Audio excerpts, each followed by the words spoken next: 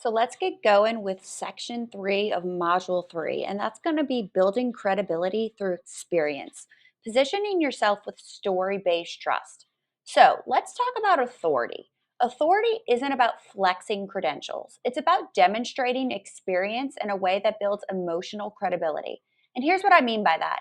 Every day in court, I see how credibility decides cases. You can have all the evidence in the world, but if the jury doesn't trust the person presenting it, it just doesn't matter. Online, your audience is your jury. They're deciding if they believe you based on the story you tell about your experience. So, when you share your background, don't just drop titles or achievements. Show how they connect to your message. For example, as an attorney, I study how language shapes belief.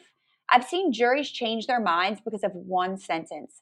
That's why I'm obsessed with teaching creators how to use those same psychological principles in their marketing. Boom, that builds instant credibility, not because of the title, but because of the translation.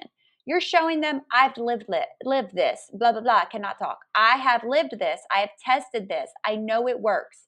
That's the difference between authority that feels intimidating and authority that feels inspiring. And you can do this no matter your niche. If you're a coach, a designer, a teacher, a parent, whatever your lane, share the lessons you've learned, not just the wins you've achieved.